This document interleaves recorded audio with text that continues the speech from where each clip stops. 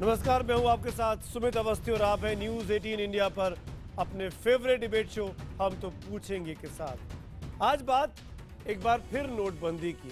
आज विपक्ष प्रधानमंत्री से नाराज है, मांग कर रहा है कि उनको उनसे माफी मांगनी चाहिए। क्यों नाराज हुआ? क्योंकि प्रधानमंत्री ने संसद के बाहर यानी लोकसभा या राज्यसभा के बाहर एक सम्मेलन में हिस्सा लिया और अपने भाषण में उन्होंने कहा कि विपक्ष उनसे इसलिए नाराज है नोटबंदी के मामले में क्योंकि उन्होंने विपक्ष को समझने का, संभलने का मौका नहीं दिया। अगर वो उनको 2-3 दिन का टाइम दे देते तो विपक्ष उनसे बहुत खुश होता। इसी बात को लेकर विपक्ष को लगा कि जैसे प्रधानमंत्री ने उनकी तौहीन कर दी है। विपक्ष गुस्सा है।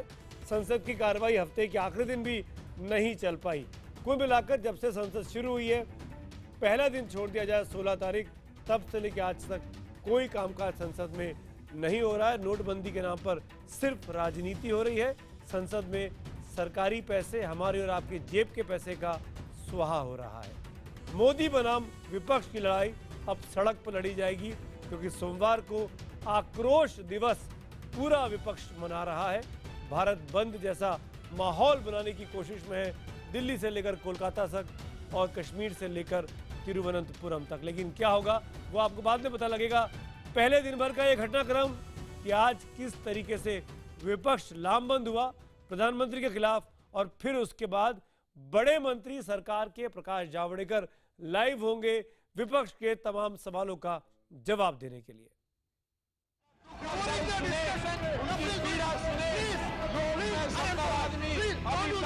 मध्यम वर्ग का शोषण बंद करवाना है। उनके लिए लूट जो हो रही है वो लूट बंद करवानी है। मुद्दा ये नहीं है कि सरकार ने पूरी तैयारी नहीं की। ऐसे लोगों की पीड़ा इस बात की है कि सरकार ने किसी को तैयारी करने का समय नहीं दिया। प्रधानमंत्री जी ने जिस तरह से आरोप लगाया है कि opposition party money Shri Manoj में है, ये वन सेकेंड। हमारे पास काला धन है तो मैं समझती हूँ प्रधानमंत्री जी को हाउस में आना चाहिए, माफी मांगे। डिस्कशन के लिए हम तैयार हैं। सारे विपक्ष पर ये आरोप लगा दिया कि इनको मौका मिल जाता था। इससे ज्यादा शर्मनाक कोई बात नहीं है। कितनी बार 3-4 बार रोना आया है। हाउस में आइए और फिर देखिए क्या होता है। कौन सा इमोशन दिखाई देगा आपको मोदी जी पे? ये बात ही निराधार है, इसमें कोई लॉजिक नहीं, कोई कंडिक्शन नहीं कि प्रधानमंत्री माफी मांगे। सितंबर और अक्टूबर के माह में 3 करोड़ 41 लाख से 8 land parcel Bharatiya Janata party के राष्ट्रीय अध्यक्ष 11 अशोका रोड नई दिल्ली के नाम से खरीदे गए। प्रधानमंत्री जी, भाषण से शासन नहीं चलता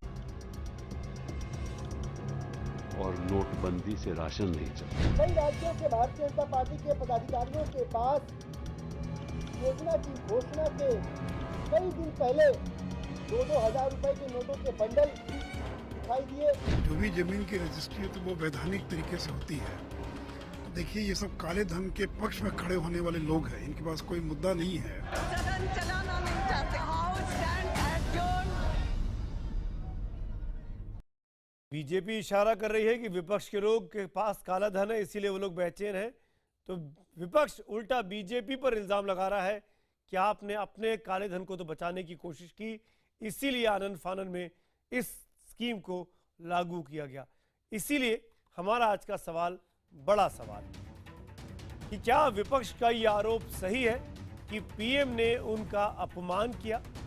अगर आपका जवाब हाँ है तो HTP स्पेस देकर Y लिखिए, नहीं के लिए HTP स्पेस देकर N लिखिए और 51818 पर SMS करें। #HTP और #मोदी वर्सेस ऑल के जरिए लगातार अपने सुझाव, अपने सवाल हम तक पहुंचा सकते हैं आप। हमारी फेसबुक पेज न्यूज़ 18 इन पर और ट्विटर हैंडल न्यूज़ 18 इंडिया पर आपके सुझावों का इंतजार रहेगा। हम इसी मामले पर बात करेंगे। एक और बड़ी खबर है जो कि बतानी इस वक्त जरूरी है। विपक्ष ने एक बड़ा इल्जाम और लगाया है भारतीय जनता पार्टी पर।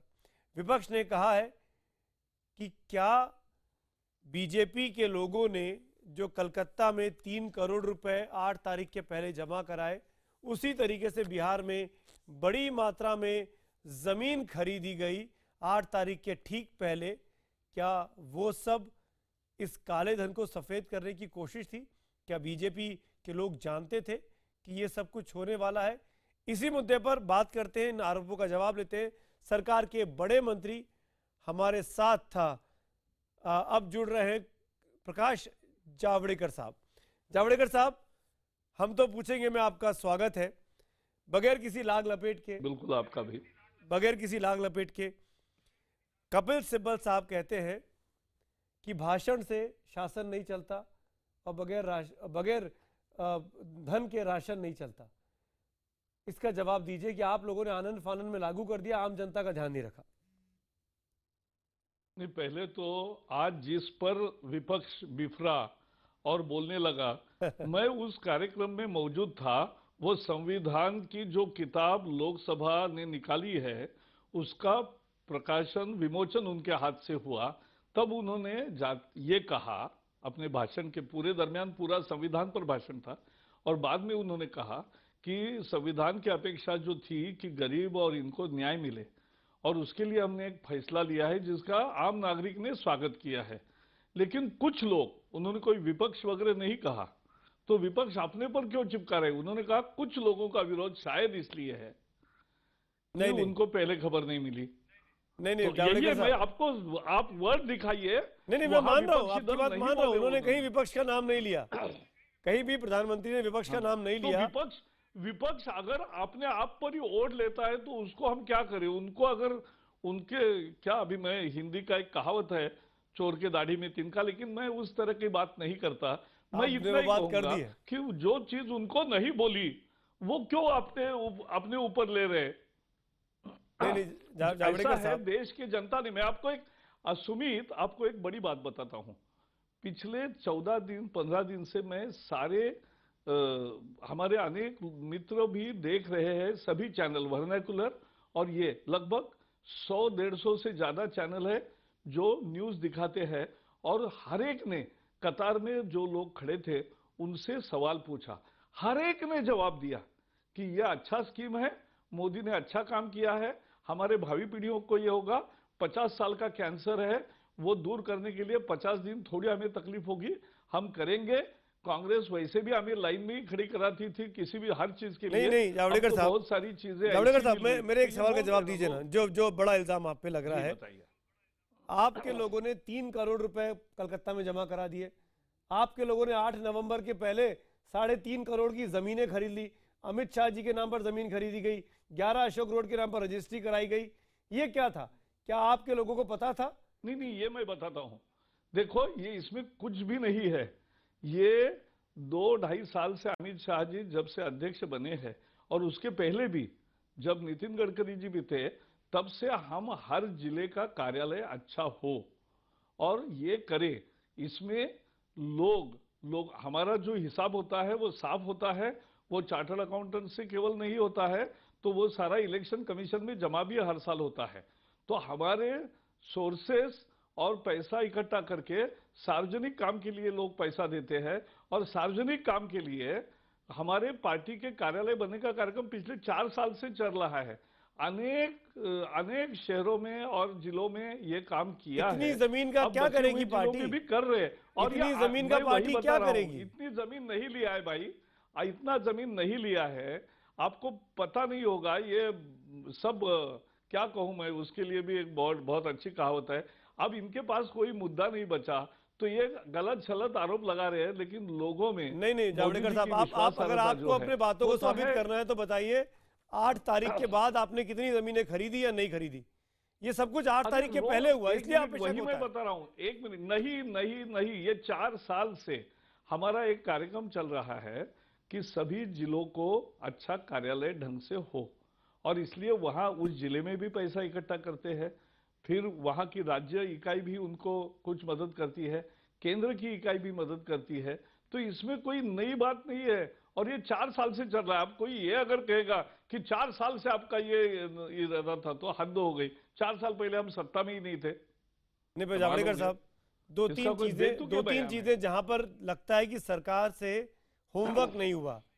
पहली बात, जो आज बात कही गई कांग्रेस के द्वारा कि केवल 27 करोड़ की नकली करेंसी थी, 0.0007%, उसके एवज में आपने तमाम लोगों के कितने घंटे बर्बाद कर दिए अपने नोट जमा करवाने में या एक्सचेंज करवाने में। केवल 27 करोड़ रुपए अगर आपको ढूंढने थे जो फर्जी थे या काला धन था, उसके चक्कर में पूरे देश को आपने लाइन में खड़ा कर दिया। ये कहां तक जायज है? नहीं, ये बिल्कुल गलत है कांग्रेस का कहना, क्योंकि ये केवल नकली नोटों के खिलाफ की कार्रवाई नहीं है भाई। या आतंकवादी जिस तरह से पैसा, नक्सलवाद, माओवादियों के पास पैसा, ये एक कारण है जो सुरक्षा से जुड़े मुद्दे हैं। और आप देख रहे हैं जहां पत्थरबाजी हो रही थी, नहीं हो रही है उस दिन के। पर जावड़ेकर साहब, आज कश्मीर में 2 घटनाएं घटी हैं। मैं एक मिनट, आज 2 घटनाएं घटी हैं कश्मीर में। मैं अभी परसों के दिन आतंकवादियों के पास 2-2 हजार के नोट मिले हैं जावड़ेकर साहब, नए वाले नोट। तो हमारे पास नहीं अभी तक। बता रहा हूं कितना अपने यहाँ तंत्र कितना कैसे घुसाए लोग। जब हमने लाइन में साई लगाना शुरू किया तो कतारें कम हुई। मैं आपको फिर बता रहा हूं, मोदी जी ने ये बहुत साहसिक और महत्वपूर्ण फैसला लिया, जिसके साथ पूरी जनता इसलिए है कि रोज लोग लूटे जा रहे थे 50 साल से भ्रष्टाचार में। और भ्रष्टाचार से लूट करके, मैं परसों मणिपुर में था, मणिपुर में 10,000 के सभा में मैंने पूछा यहां पुलिस का अभी रिक्रूटमेंट हो रहा है, कितना भाव है? सबने कहा 5 लाख रुपए। मैंने कहा आपके पास 5 लाख है क्या? सुनो। तो उन्होंने कहा नहीं, हम जमीन बेच के देना पड़ता है। मैंने कहा आपका बेटा मेहनत करे, अच्छे मार्क पाए, उसको नहीं नौकरी मिलेगी, 5 लाख देगा उसको नौकरी मिलेगी, ये कहाँ का न्याय है? इसलिए मोदी जी ने 1000 और 500 के नोट बंद किए। तो सबने ऐसा, यानी ऐसा जबरदस्त रिस्पॉन्स। जावड़ेकर साहब, कहीं भी, जावड़ेकर साहब सुनिए ना, 3000 के गांव में गया, 3000 छात्रों अगर होमवर्क होता ना जावड़ेकर साहब, सॉरी टू से दिस, मैं मानता हूं कि बड़ा कदम है, काले धन को रोकने के लिए अच्छा कदम है। मैं अपने तौर पर, निजी तौर पर कहता हूं कि ऐसे कदम की जरूरत थी, लेकिन होमवर्क करने के बाद आपको इस रिप्लेस की गई करेंसी को दोबारा लाने में मार्केट में उसी अमाउंट को 7 से 8 महीने लगेंगे। हमारी प्रेस इतनी तैयार नहीं थी, आप लोगों ने होमवर्क नहीं किया। 100 रुपए के नोटों की करेंसी को मार्केट में इन्फ्यूज नहीं किया गया बीते 6-8 महीनों में। ये तो कमियां रही ना सरकार की प्लानिंग में। मैं बताऊं ना सुमित, ऐसा नहीं है कि कोई तैयारी नहीं हुई है। आपको पता है एक्सचेंज करने का कल से जो बंद किया, क्यों? तो पिछले 2 दिन में पूरे देश भर में केवल 300 करोड़ के नोट बदले गए। तो ये जब होता है तो ये अब लोगों के पास के वो 1500 के बदल के लेने वाले, दिखाकर जो बदल सकते हैं, वो समाप्त हो गया। अब जिनके पास नहीं दिखाने वाले नोट पड़े हैं, वो तो अब क्या करें? वो तो अब उनका खाक होना लाजमी है, क्योंकि कहां से पैसे आए? बैंक, अच्छा हमने 30 तारीख दिसंबर तक बैंक में कितनी भी जमा करो पैसे, ये भी कहा है। जावड़ेकर साहब देखिए, सिस्टम में आज मैं सभी सिस्टम में फ्लॉ का 2 एग्जांपल मैं आपके सामने दूंगा और आप इसका जवाब जरूर दीजिए। एक तस्वीर में दर्शकों को दिखा रहा हूं, 1.5 करोड़ रुपए मुंबई से किसी बैंक मैनेजर की मिली भगत से या किसी बैंक अधिकारी की मिली भगत से एक शख्स को दिल्ली में एक व्यापारी को मिल जाते हैं। उसका एक गुर्गा है, उसका एक साथी। ये देखिए 27 लाख के 2000 की नोटों की इन तस्वीर को फेसबुक पे डाल देता है, सोशल मीडिया पे डाल देता है, जिसके बाद पुलिस एक्शन में आती है, इसको अरेस्ट कर लेती है, इसको और इसके साथी को।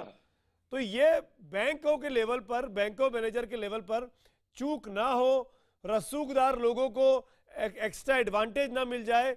आम आदमी 2000 रुपए के लिए 6-6 घंटे खड़े होता है और ऐसे लोग इतनी मोटी गड्डी लेकर फोटो खिंचवाकर जख्मों पर नमक छिड़कते हैं। इसकी तैयारी क्यों नहीं की गई? एक्सिस बैंक के 2 कर्मचारियों से दिल्ली के कश्मीरी गेट ब्रांच के लोगों से पूछताछ चल रही है इनकम टैक्स विभाग की कि 3.5 करोड़ के गबन में उनका हाथ है। तो ये सिस्टम क्यों नहीं ठीक हुआ? मैं वही बता रहा हूं। देखो, हिसार से चार्टर्ड फ्लाइट से पैसा जा रहा है, वो तो वो किसका पैसा है? और वो जो पैसा जा रहा है और बाकी जो चोरियां कोई होती है, अब 1.5 लाख बैंक है, कितने लाखों कर्मचारी है, सबने बहुत मेहनत करके अच्छा काम किया है 15 दिन। अब उसमें 2-4 अगर लोग गलत है तो उनको तुरंत सजा भी होगी, ये भी आप देखोगे। देखो, मोदी सरकार की 2 विशेषताएं हैं।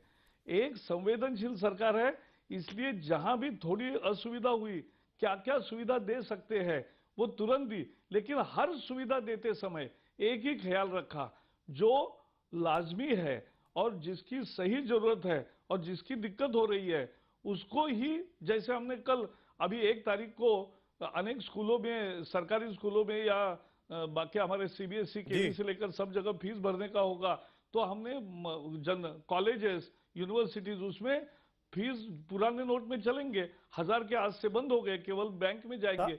अरे बैंक में जाओ और निकालो। एटीएम शुरू हो गए 1 लाख से ज्यादा। आरोप तो ये भी लग रहा है सरकार पर, जावड़ेकर जी, भीड़ है। देखो ना, मासूम 60-70 लोगों की मौत चली गई है। जो पहले बीच में, नहीं मैं बता रहा हूं, पहले जो बीच में कुछ लोगों ने अपने नोट जो अवैध थे वो बदलने के लिए यानी भ्रष्टाचार का जो पैसा था वो बदल के लेने के लिए जिस तरह से मजदूरों को, अनेक लोगों को उपयोग किया रोजगार देने के नाम पर, और जो किया, ये जैसे हमने कुछ उपाय किए, तो हम रोज उपाय इसलिए कर रहे हैं, ये नहीं दर्शाता कि हमारी तैयारी नहीं थी। यह कदम ये दर्शाता है कि ये सरकार संवेदनशील है और हर तक पहुंचे, और कहीं नहीं। मैं आपको बता रहा हूं, मैं I have gone to Paldev, I have gone to Chitrakoot, I have gone to Varanasi, I have gone to Manipur, I have gone to Chandigarh, ठीक है जावड़ेकर साहब, ये किया, और पूना में भी गया।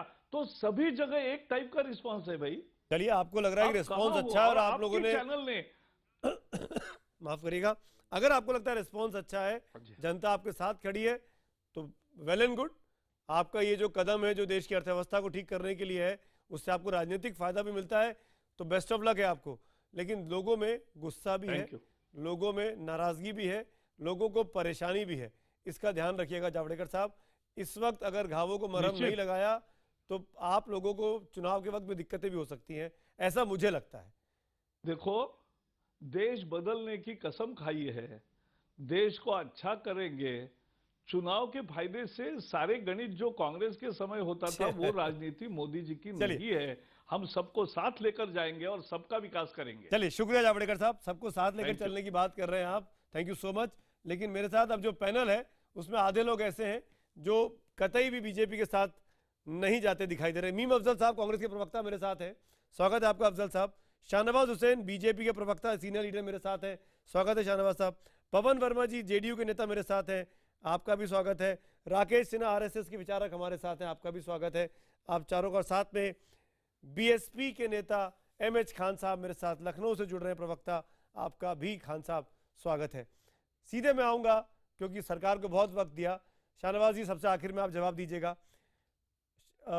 मीम अफजल साहब, मेरा सवाल आपसे है, सरकार कह रही है कि सबको साथ लेकर चलेंगे, आपको लग रहा है कि सब साथ हो रहे हैं सरकार के?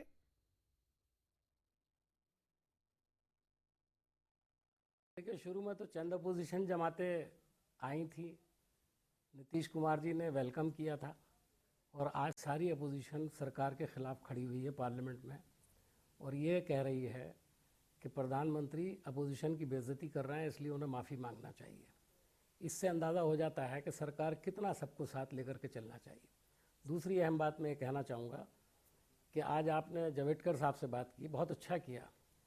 इतने सीनियर लीडर और बड़े अनुभवी लीडर जो हैं, उनको आज टेलीविज़न चैनल पर आकर सरकार की सफाई देनी पड़ी, और आपने जितने भी सवाल पूछे वो सवाल तो हमें करने चाहिए थे, लेकिन मैं आपको मुबारकबाद देता हूं कि आपने एक एंकर की आज सही भूमिका निभाई, और आपने वो सवाल पूछे जो आज पूरा देश पूछ रहा है, और मैं समझता हूं एक सवाल का जवाब भी वो तसल्ली बख्श नहीं दे सके।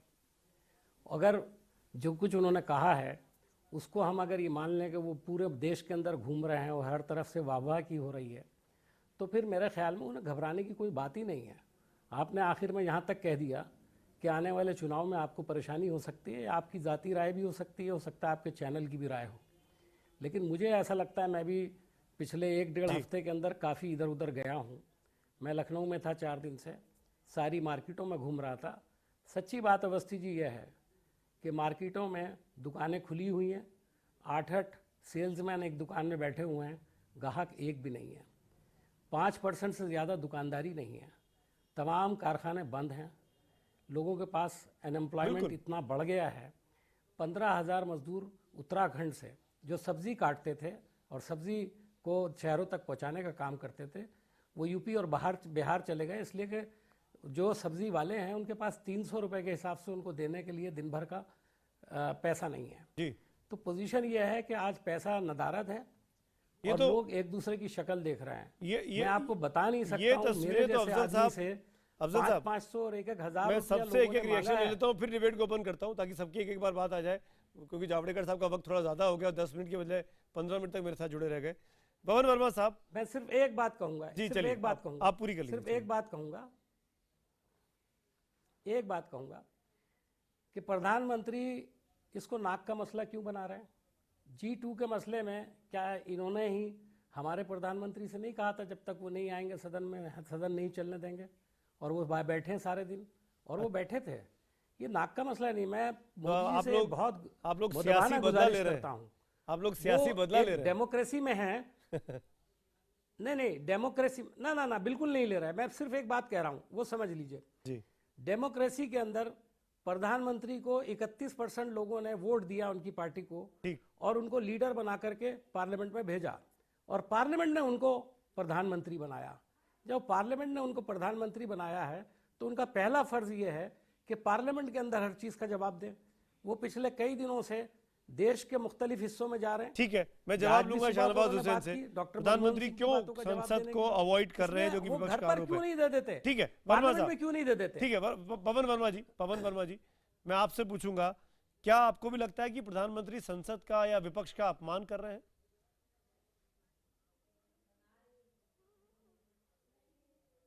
देखिए, मेरा ये समझना है कि लोकतांत्रिक प्रणाली के अंतर्गत अगर प्रधानमंत्री खुद ही ये कहते कि इतने महत्वपूर्ण विषय पर अगर पार्लियामेंट में बहस हो रही है और विपक्ष एकजुट होकर के ये निवेदन कर रहा है कि प्रधानमंत्री उसमें शिरकत करें और बैठें और सुने, कई सकारात्मक सुझाव भी आए हैं, तो उनको खुद ही आना चाहिए था।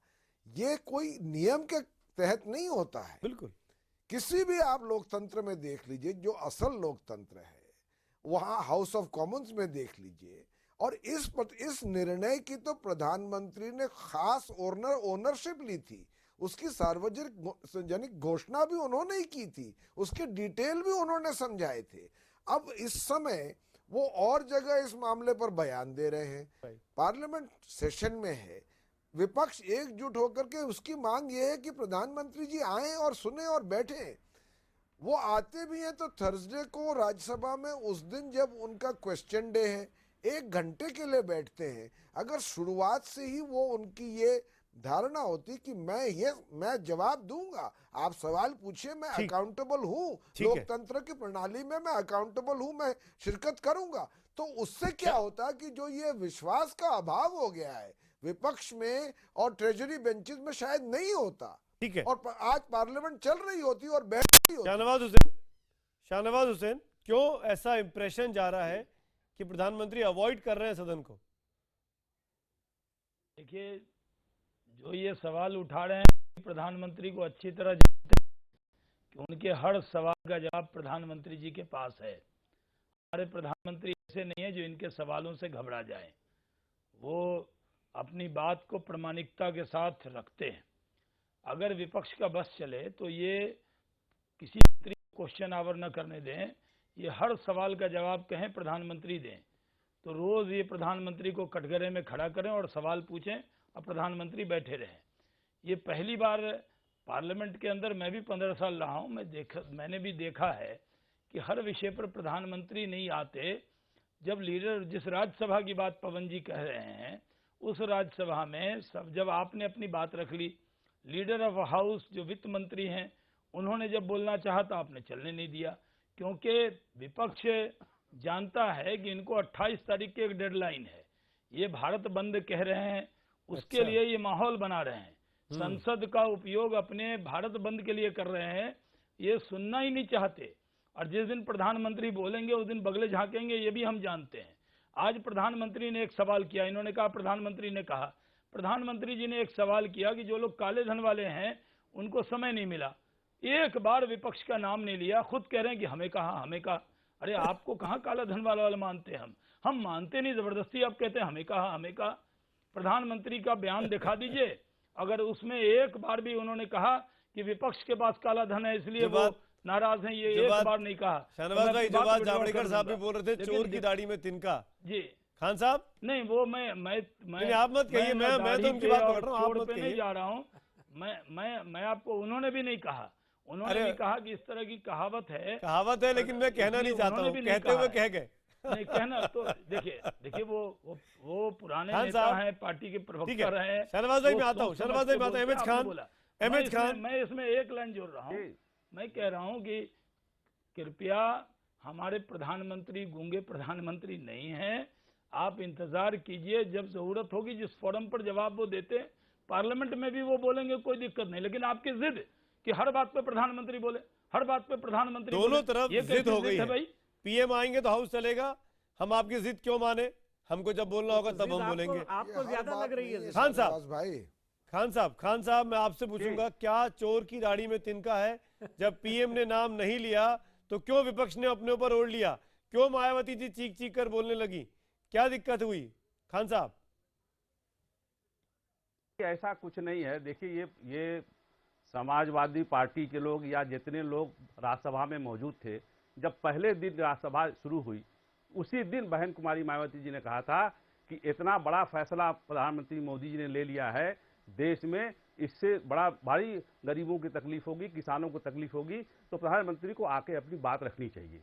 उस वक्त भी सारे लोग इनके साथ नहीं थे। बाद में सारे विपक्ष के लोग बहन कुमारी मायावती जी के साथ खड़े हुए और कहा उन्होंने कि हाँ, आप ये शाहनवाज हुसैन साहब कह रहे हैं कि हर बात पर प्रधानमंत्री जवाब नहीं देंगे। पूरे देश में हाहाकार मचा हुआ है, 75 से 80 लोग मर गए हैं, किसान अपनी बुआई नहीं कर पा रहा है, किसान अपना धान बेच नहीं पा रहा है। आप कह रहे हैं हर मसले पे? अरे इतना बड़ा मसला ये है कि पूरे विदेशों में चर्चा हो रहा है कि वहां गरीब मरा जा रहा है, बीच का जो दिहाड़ी मजदूर है वो मरा जा रहा है, जो छोटे तबके का दुकानदार है वो मरा जा रहा है, जो किसान है वो मरा जा रहा है, लोगों का इलाज नहीं हो रहा है, शादियां नहीं हो रही हैं। इसको छोटा मसला बता रहे हैं शाहनवाज हुसैन साहब? ये पूरे देश में हाहाकार मचा हुआ है, आप इसको छोटा मसला बता रहे हैं? क्यों नहीं जवाब देना चाहते प्रधानमंत्री को? अब तो आरएसएस भी खुलकर समर्थन में आ गया है, देना चाहिए। बाकायदा प्रेस रिलीज इशू की गई है प्रधानमंत्री के काम की तारीफ करते हुए, उनके समर्थन की तारीफ, उनके समर्थन की मांग करते हुए। ये कहा जा रहा है इतना बड़ा मसला नोट राकेश सिन्हा, इस पे 70 के करीब लोगों की जान चली गई है मुंह छुपा रहे हैं और सरकार की तरफ से एक लाइन नहीं है और विपक्ष इसको मुद्दा बना रही है। क्या लगता है नहीं कि ये घातक हो रहा है बीजेपी के लिए? राकेश सिन्हा, चूसा जा रहा है। खान साहब एक मिनट, खान साहब एक मिनट, खान राकेश सिन्हा जरा मुझे बता दें, सुमित जी खान साहब चुप तो हो जाएं। सिन्हा साहब आप बोलिए, सिन्हा साहब बोलिए, इनको पूरा समय दे दीजिए मेरा। कम किया जाए, सिन्हा साहब आप बोलिए, इनको पूरा ये चुप तो हो जाएं। देखिए मैं क्या बोलूं, जब ये चुप नहीं होंगे तो मैं क्या बोलूंगा, दर्शक क्या सुनेंगे? बोलिए बोलिए सिन्हा साहब।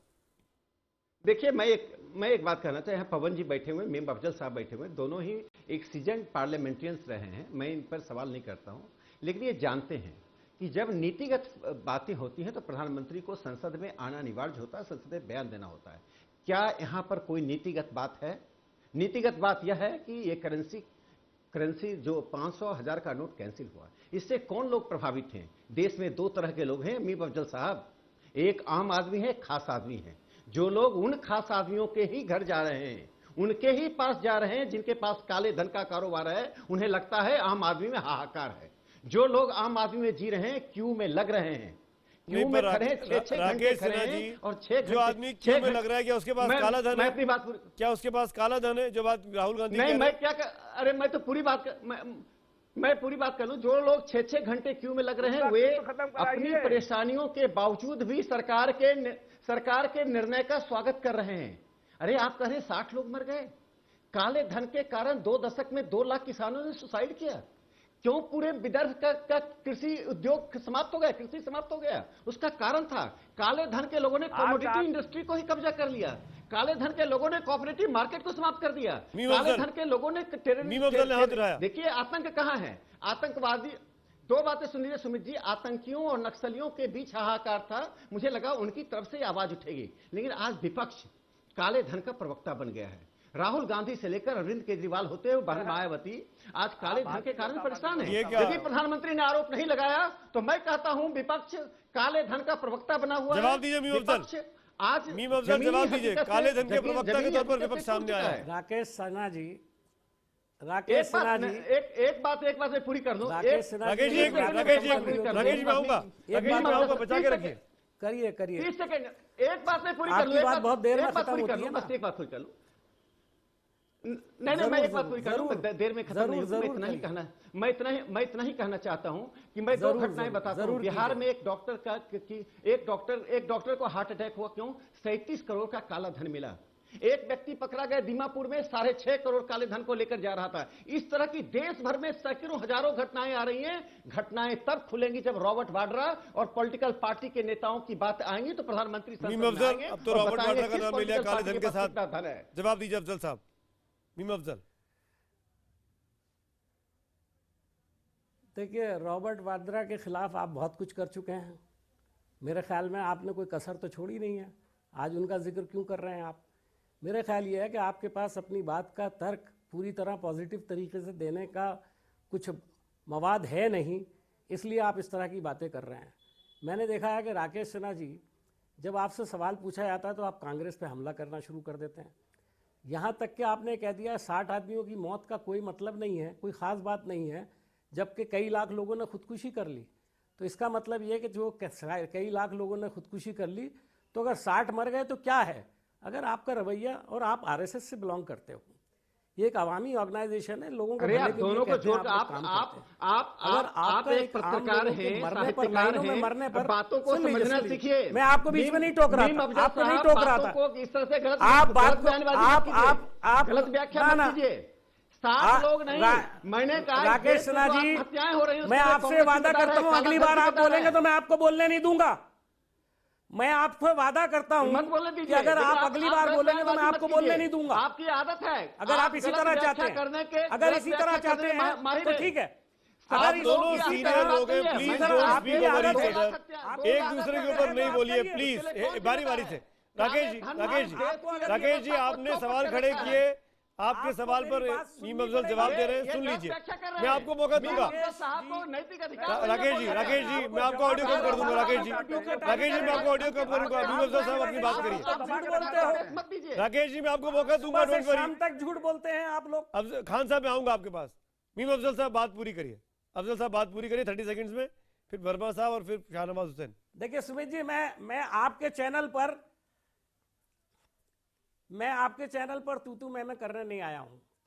राकेश जी ने अपनी बात पूरी रखी, मुझे भी रखने दें। उनको कोई एतराज हो तो मेरे बाद में कह सकते हैं, सिर्फ इतनी सी गुजारिश है। और पढ़े लिखे आदमी है, इतना तो उनको समझना चाहिए। या तो मैं ऐसी बात करता हूं जो सीधी जाकर के आपके दिल पे लगती है और आपको लगता है कि हम इसके अंदर कहीं फंस रहे हैं, तो आप बीच में टोका टाकी शुरू कर देते हैं। तो मैं समझता हूं ये इस तरह से तरीका नहीं है बहस का। और हम कोई पार्लियामेंट में नहीं बैठे हुए हैं, हम लोग एक टीवी चैनल पर बैठे हुए हैं, देश भर को भी देख रहा है। आप बोलिए। और आप जो गलतियां करते हैं उस समय देखिए, मैं आपको सिर्फ इतनी बात मैं ये कहना चाहता हूं कि एक अनुमान है कि 3 से 4 लाख करोड़ रुपया जो है वो ब्लैक मनी अपनी मौत मर जाएगी, यानी खत्म हो जाएगी। सरकार को 4 लाख करोड़ रुपया बैंकों के पास मिल जाएगा। पहला सवाल मेरा ये है कि 80 लाख करोड़ आपके बकौल जो विदेशों में पड़ा हुआ है वो इसका कितना परसेंट है? 4%। ये जो 4 लाख करोड़ अगर आ जाता है, कितना परसेंट है?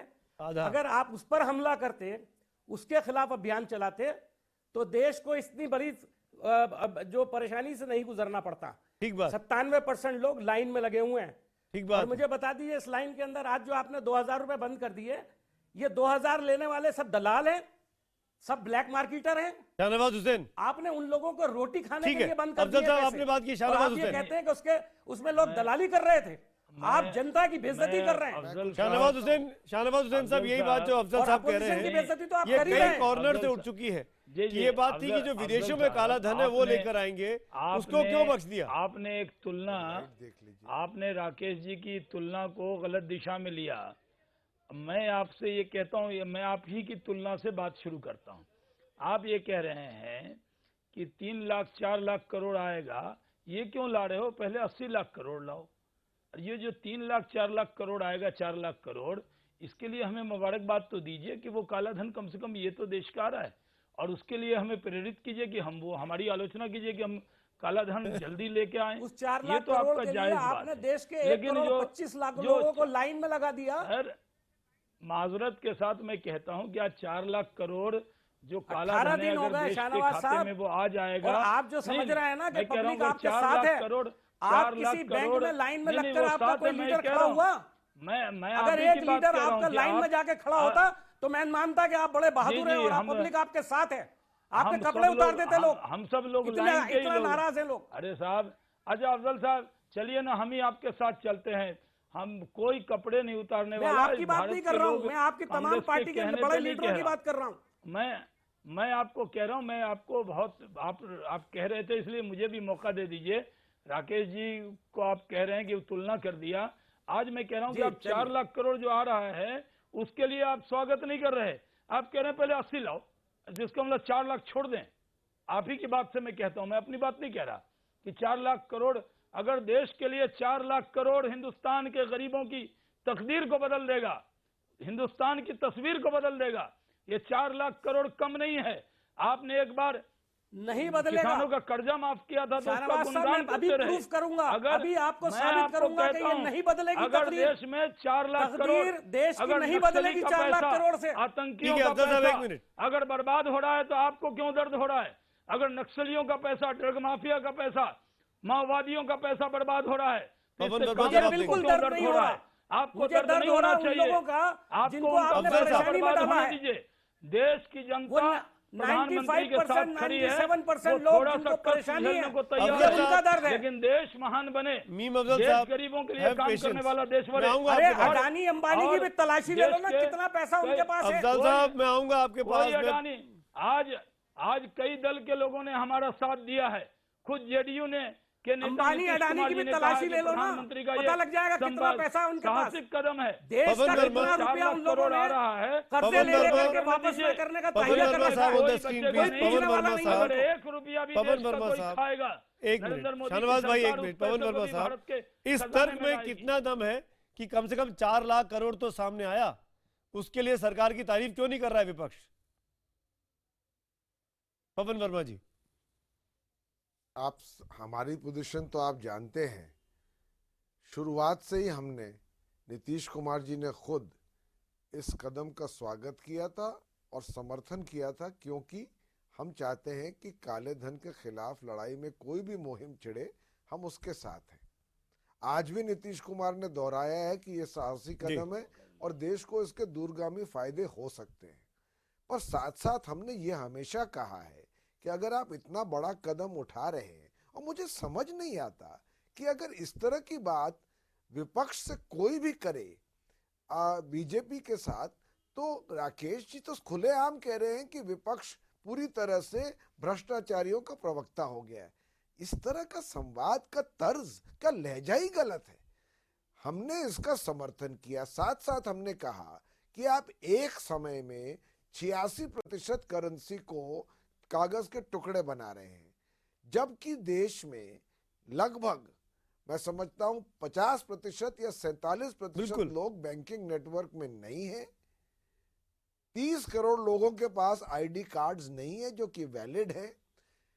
गांव की इकोनॉमी में 95% से ऊपर लोग कैश ट्रांजैक्शंस पे ही काम करते हैं, और ये मौका ऐसा है, हार्वेस्ट और बुआई एक साथ चल रही है और पूरी इकोनॉमी का 80% कैश ट्रांजैक्शंस पे चलता है। तो आपने बड़ा कदम उठाया, हमने उसका समर्थन किया। उसका समर्थन करते हुए हमने आपसे पूछा कि क्या आप इस बड़े कदम को लेते समय पूरी तरह से तैयार थे? तो उसमें प्रधानमंत्री तंज कसते हैं। आप तंज कसते प्रधानमंत्री जी, आदरणीय प्रधानमंत्री जी कहते हैं मैं कुछ लोग तैयार नहीं थे। मान लिया कुछ लोग नहीं तैयार थे, वो भ्रष्टाचारी थे, वो काला धन खोर थे। मैं तो आपसे ये कहता हूं कि क्या सरकार खुद तैयार थी? राकेश सिन्हा, बहुत से मामलों में राकेश, मैं बोलता हूं पवन जी की बात को आगे बढ़ाता हूं। पवन जी, राकेश जी, पवन जी की बात को आगे बढ़ाता हूं। इस बात का क्या आपके पास जवाब है कि बीजेपी के लोगों ने बिहार में जो जमीनें खरीदी पार्टी के नाम पर, अमित शाह जी के नाम पर, 11 अशोक रोड के नाम पर जिनकी रजिस्ट्री हुई, ये तो साबित करता है कि कहीं ना कहीं बीजेपी के लोगों को इशारा मिल गया था कि अपने पैसे का इस्तेमाल करो। ये बीजेपी पर ये आरोप मत लगाइए। किसमें लगाया? जो अमित शाह जी जब अध्यक्ष बने नहीं, हमने पूरे देश में जिला कार्यालय के लिए पैसा भेजा, आरटीएस से भेजा, और पिछले मार्च अप्रैल से ये आया कहां से पैसा? ये शहनवाज भाई, ये पैसा आया कहां से? पैसा हमारे फंड में है, हमारे रिकॉर्ड पे है। केंद्र से पैसा आरटीजीएस से गया, हमने 1 नंबर में खरीदा है, बाज़ाब्ते आरटीजीएस किया है। प्रॉपर्टी तो 1 नंबर में रजिस्ट्री होगी ना, पर पैसा आया कहां से? सवाल ये हो रहा है। और पैसा बैंक के जरिए ट्रांसफर किया है, कैश भी नहीं दिया है। हमने अमित शाह जब अध्यक्ष बने 2.5 साल पहले ये निर्णय किया, गडकरी जी के टाइम में ही, कि हर जिले में पार्टी का हेडक्वार्टर बनाएंगे। और आप कह रहे हैं कि इसमें गड़बड़ी है, ये कांग्रेस का इल्जाम हो सकता है, आप मत लगाइए। सुमित जी, मैं इस पर एक बात जोड़ दूं। देखिए, बीजेपी एक राष्ट्रीय पार्टी है, जनता दल यू एक राष्ट्रीय पार्टी है, राष्ट्रीय पार्टियां हैं, ये अपने कार्यक्रम के अनुसार अपने संगठन का काम और पार्टी के हेडक्वार्टर का विस्तार का काम करती है। हर कोइंसिडेंस को यह कहना या हर कोइंसिडेंस को काले धन से जोड़ना गलत है। यदि ऐसा ही है तो सारी पार्टियां निर्णय करें कि आरटीआई के अंदर राकेश जी, अभी आपने कहा विपक्ष काले धन का प्रवक्ता बना हुआ है, तो ये काले धन के सवाल जब आप लोगों से पूछे जाए तो क्यों नहीं? मैं इतना ही कहना चाहता हूं कि भारत का विपक्ष जमीनी हकीकत से टूटा हुआ है। आप जमीन पर जाइए सुमित जी, जमीन पर लोग इस निर्णय का इतना स्वागत कर रहे हैं। मैं कहता हूं जिस तरह से प्रसव पीड़ा सहा जाता है, देश की आम जनता प्रसव पीड़ा सहने के लिए तैयार है, लेकिन काले धन के प्रवक्ताओं को बर्दाश्त नहीं करेगी। अगले चुनाव में विपक्ष को इसका खामियाजा भुगतना पड़ेगा। ठीक है खान साहब, मैं ये आपके माध्यम से मैं शहनवाज हुसैन से ये पूछना चाहता हूं। देखिए, हम लोग काले धन के खिलाफ नहीं है। काला धन आए, गरीब परेशान ना हो, किसान परेशान ना हो, इसकी समस्या का समाधान नहीं निकाला गया, तैयारी के साथ ये कार्यक्रम नहीं किया गया। नंबर 2, मैं सवाल ये कई बार आपके चैनल में पूछ चुका हूं, शहनवाज हुसैन साहब से पूछता हूं कि 75 बसें हाईटेक जो उत्तर प्रदेश में आके खड़ी हुई हैं, 2000 बाइकर्स जो बिल्कुल हाईटेक हैं, सारे लोगों के पास डाटा इकट्ठा करने के लिए सारा सामान इकट्ठा है, ये पैसा कहां से आया? शहनवाज भाई जवाब दीजिए, बीजेपी अपने खर्चे का जवाब दे, 30 सेकंड मुझे वाइंड अप करना है। जी, वो जो हमारे रथ आए हैं, वो सब पार्टी से खरीदी हुई है। नोट की माला पहने हुए कोई बाइकर नहीं आया है। आपके यहाँ नोटों की माला पहनकर स्टेज सजाया जाता है। ये और बहुजन समाज पार्टी ये सवाल 10 लाख का सूट आपका प्रधानमंत्री पहनता है, 10 लाख का सूट पहनता है, और दिन भर में 5 मरतबे कपड़े बदलता है। बहुजन आप समाज उसकी बात पार्टी कर रहे हो, माला की बात कर रहे हो, माला आप नहीं पहनते हो। माला वो है गरीब किसान मजदूर का दिया हुआ पैसे का माला है। आप ये बताइए, नोटों की माला आजकल 10 लाख का सूट आप लोग, जो आपको नोटों की माला की दिक्कत हो रही है। हमारे माफी चाहूंगा खान साहब, शहनवाज हुसैन, नईम अफजल, पवन वर्मा जी और राकेश सिन्हा साहब, शुक्रिया इस डिबेट में शिरकत करने के लिए। क्या प्रधानमंत्री ने विपक्ष का अपमान किया है? नतीजे SMS पोल और ट्विटर पोल के बाकी है। बने रहिए न्यूज़ 18 इंडिया के साथ।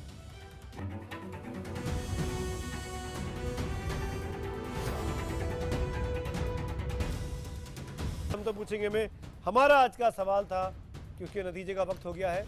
हमने पूछा था कि क्या विपक्ष का आरोप सही है कि प्रधानमंत्री मोदी ने उनका अपमान किया। हजारों की संख्या में मैसेज अभी भी मिल रहे हैं। 11% केवल हाँ में जवाब देते हैं, 89% नहीं में, यानी बहुत बड़ा दर्शक वर्ग ये मान रहा है कि पीएम ने अपमान नहीं किया। ट्विटर पर 84% लोग इसी बात को मानते हैं कि पीएम ने विपक्ष का अपमान नहीं किया है, अगर उन्होंने संसद के बाहर कोई बयान दिया है जिससे विपक्ष आहत हुआ है। इसी नोट पर हम तो पूछेंगे में आज इस शुक्रवार की शाम को मेरे साथ इतना ही। आपसे मुलाकात, अब मेरी मुलाकात सोमवार को होगी। तब तक के लिए मुझे दीजिए इजाजत।